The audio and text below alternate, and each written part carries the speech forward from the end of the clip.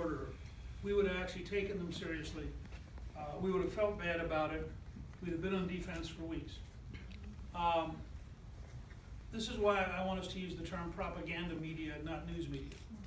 The entire story in the Post is a lie. It's a lie.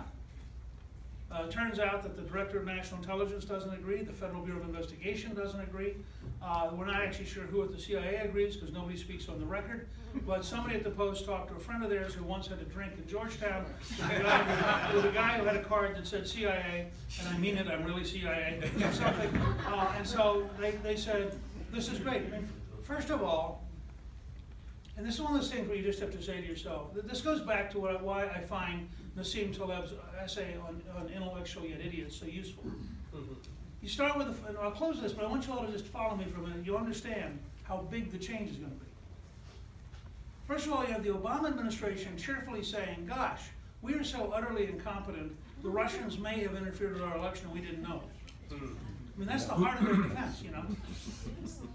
Well, that really reassures me about this national security of the country. Second, you have Hillary, whose defense is apparently somebody from the FSB, which I think is the replacement for the KGB, apparently got to her, and the FSB convinced her to set up a secret server in her bathroom, which is an old Russian device. I mean, it's honey trap used to mean sex, nowadays it means bathrooms.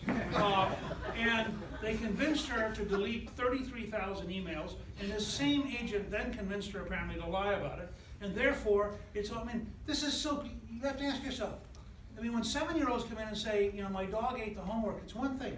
When former secretaries of state who are presidential nominees walk in and go, I think the Russians must have done it because it couldn't be that I was totally incompetent, a crook, and nobody believed me. This is why we're in a different world. Political correctness is going to rapidly die, and we're going to be in a world in which we get to tell the truth. And the truth is, the Washington Post lied, just as the New York Times was deliberately propagandistic in its description of Dr. Price.